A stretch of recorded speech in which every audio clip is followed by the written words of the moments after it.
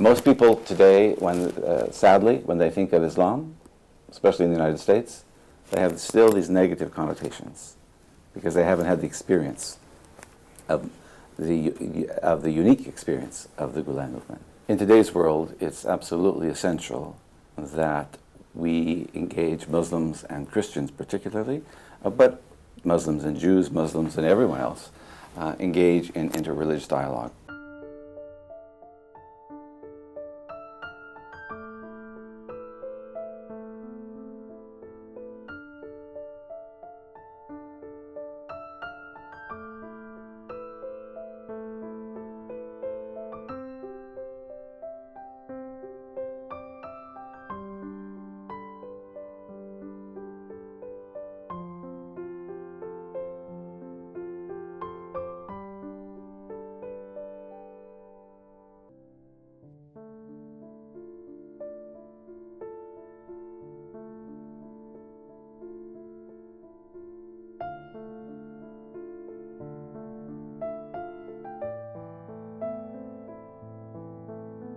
My name is Father Alexei. I'm a Catholic priest, and I'm not only a pastor of a congregation here, parish here in Los Angeles, but I also work for the Archdiocese as the ecumenical and interreligious officer for the Archdiocese. What does that mean? That means I direct the Catholic Church's relations with all other faiths here in Los Angeles, both ecumenically with our fellow Christians and interreligiously with non-Christians. Pope Francis, in his recent apostolic exhortation, The Joy of the Gospel, speaks in a certain section of that document on interreligious dialogue.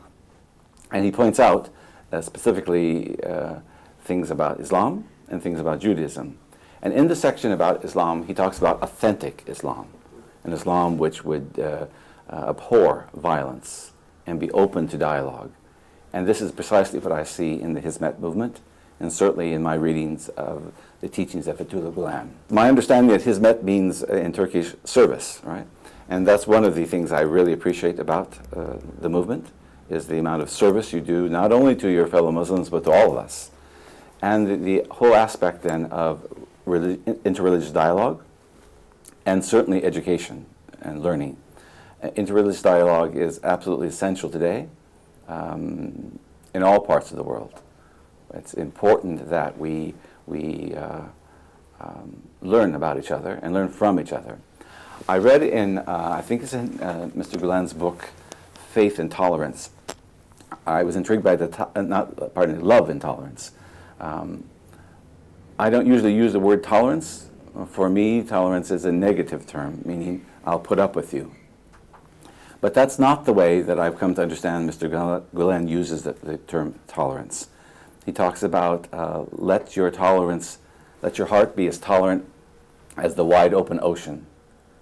And that indicates to me an openness to allowing the other to enrich you as you enrich them. And that's the perfect definition, I think, of interreligious dialogue. And I certainly see this as a prominent feature of his teachings. And then certainly learning.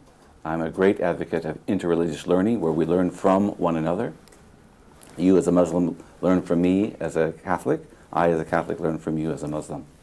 And this is where certainly all of the vast network of schools sponsored by the Hizmet movement come into play so wonderfully. I think that Hizmet, amongst the Islamic organizations, movements and such, seems to epitomize that triangle or that triad of service, dialogue, and education. I have appreciated my visits with your charitable organizations there in Turkey itself, and to learn how the Hizmet movement has taken its mouth, if you will, and put it into action in service to others throughout the world. In Haiti, which is a Catholic country after the tremendous earthquake there, the amount of service that you rendered there. That's a stellar example of people of different religions recognizing the basic humanity of one another, setting aside religious differences, concentrating on working together for the betterment of humanity. Look at the Philippines, where you have schools where there are sometimes misunderstandings between Catholics and Muslims there. But when you have Catholics and Muslims studying together in the same school, learning about each other from each other, this is very hopeful for the future. And that's what I see the Hizmet movement, bringing hope. Most people today, sadly, when they think of Islam, especially in the United States, they have still these negative connotations because they haven't had the experience of the unique experience of the Gulen movement. In today's world, it's absolutely essential that we engage Muslims and Christians particularly, but Muslims and Jews, Muslims and everyone else, engage in interreligious dialogue. What is interreligious dialogue? Miroslav Volf, who is a professor at one of the East Coast universities here, speaks of interfaith dialogue as an embrace. What do you do when you embrace someone? You open your arms to put your arms around that person. In opening your arms, you're making room in yourself for the other person. And that's what we all need to do. Doesn't mean that I cease to be a Catholic when I'm involved in interreligious dialogue with a Muslim, or that the Muslim ceases to be Muslim, or that certainly doesn't mean that I'm trying to convert you to Catholicism, nor are you trying to convert me to Islam.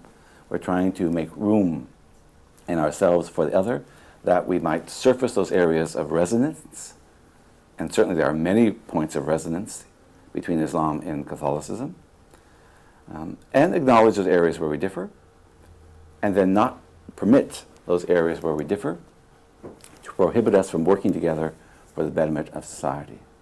I very much appreciate Fethullah Gülen's differentiation between a teacher and an educator. I recall reading in one of his books, maybe a couple of his books, that any human being can teach, but the number of those who are truly educators are severely limited. An educator is one who also mentors their students, who spends an extraordinary amount of time with their students, who challenges their students not merely to parrot back what they learn, but also to expand themselves, to develop their personalities, and to develop values. And all of these things I've seen from my own experience in the Hizmet schools.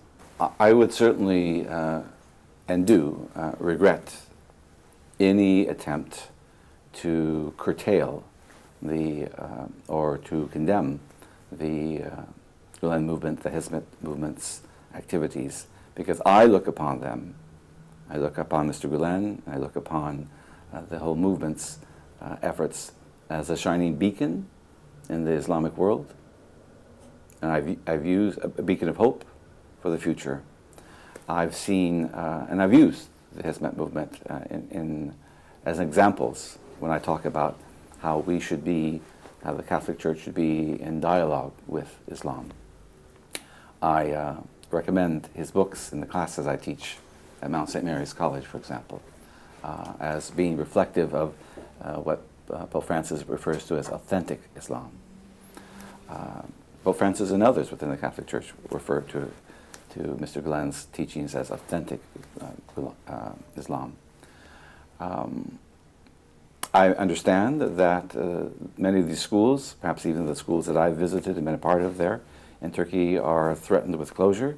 I think that would be a tragic loss. How can anyone who is educating people and challenging people to the extent that the Gulen movement schools are challenging people to grow, how can that be a threat to anyone who truly loves democracy?